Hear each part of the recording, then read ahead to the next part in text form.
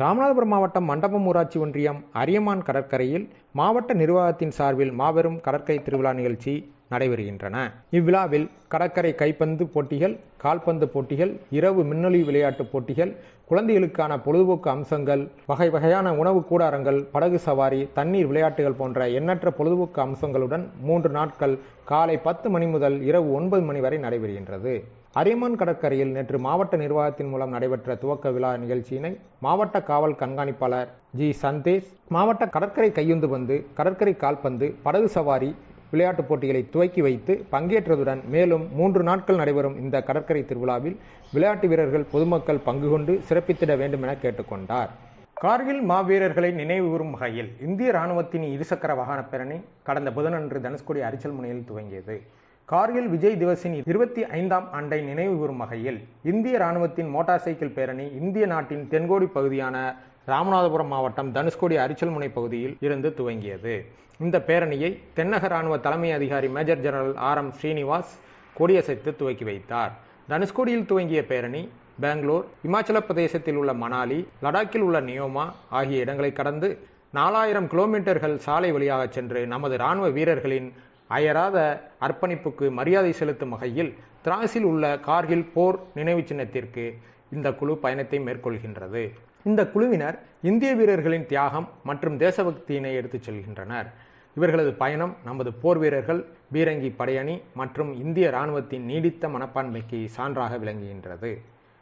கால்நடைகளுக்கான கோமாரி நோய் தடுப்பூசி முகாமை துவக்கி வைத்து கால்நடை வளர்ப்போர் பயன்பெற்றிட மாவட்ட ஆட்சித்தலைவர் விஷ்ணுச்சந்திரன் வேண்டுகோள் விடுத்துள்ளார்.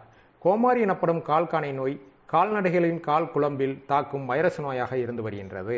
இந்த வைரஸ் நோய் கால்நடைகளின் வாய் மற்றும் கால்களில் கொப்புளங்கள் ஏற்பட்டு கால்நடைகளை நோய் தாக்குதலுக்கு உட்படுத்துகின்றன. இந்த நோய் பாதிப்பால் கறவை மாடுகளில் பால் உற்பத்தி மிகவும் குறையும் நிலை ஏற்படும். இந்த கோமாரி நோயை ஒழித்திட மத்திய மாநில அரசுகள் இணைந்து 6 மாதத்திற்கு ஒரு முறை என ஆண்டிற்கு 2 முறை தடுப்பூசி முகாம் நடத்துகின்றது.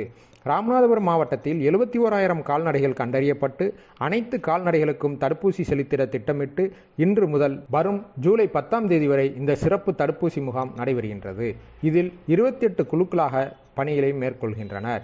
ஒவ்வொரு குழுவும் நாள் ஒன்றுக்கு 150 கால்நடைகளுக்கு தடுப்பூசி செலுத்துவார்கள். ராமநாதபுரம் ஆர்காவனூர் ஊராட்சியில் கால்நடை பராமரிப்பு துறையின் மூலம் தேசிய கால்நடை நோய் தடுப்பு திட்டத்தில் கோமாரி நோய் 5வது சுற்று தடுப்பூசி முகாம் துவக்க நிகழ்ச்சி நடைபெற்றது. இந்த முகாமினை மாவட்ட ஆட்சித்தலைவர் விஷ்ணுச்சந்திரன் துவக்கி வைத்தார்.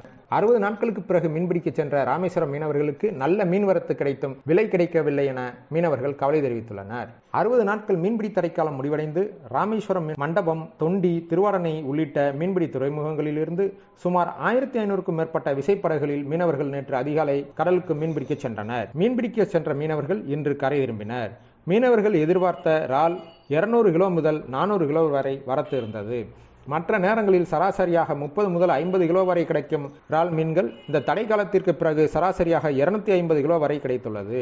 டீசல் விலை உயர்வு மற்றும் மீன்பிடி சாதனங்களின் விலை உயர்வு என கடும் சிரமத்திற்கு மத்தியில் மீன்பிடிக்க சென்ற மீனவர்கள் தாங்கள் பிடித்து வந்த இறால் மற்றும் நண்டு மீன்களுக்கு தனியார் மீன் ஏற்றுமதி நிறுவனங்கள் சிண்டிகேட் அமைத்துக் கொண்டு உரிய விலை நிர்ணயம் செய்யாமல் கொள்முதல் செய்வதால் மீனவர்கள் நஷ்டத்தை சந்தித்துள்ளதாகவும் மத்திய மாநில அரசுகள் இறால் மீனுக்கு குறைந்தபட்ச விலை நிர்ணயம் செய்து உரிய விலை கிடைக்க உடனடியாக நடவடிக்கை எடுக்க வேண்டும் என மீனவர்கள் கோரிக்கை விடுத்துள்ளனர்.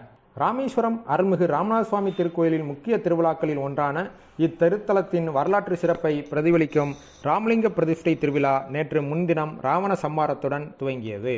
அதனைத் தொடர்ந்து நேற்று தனுஷ்கோடி அருகே உள்ள கோதண்டராமன் சுவாமி கோயிலுக்கு ராமர், லட்சுமணர், சீதையுடன் விபீஷணர் எழுந்தருளி அங்கு விபீஷணருக்கு பட்டாபிஷேகம் செய்து வைக்கும் நிகழ்வு நடைபெற்றது.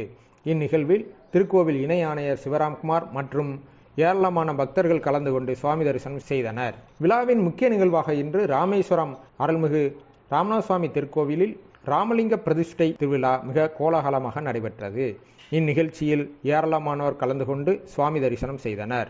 அதன் பிறகு அருள்மிகு ராமநாத சுவாமி ஸ்ரீ பர்வதவர்த்தினி அம்மன் தங்க ரிஷப வாகனத்தில் பஞ்ச மூர்த்திகளுடன் வீதியுலா நடைபெற்றது.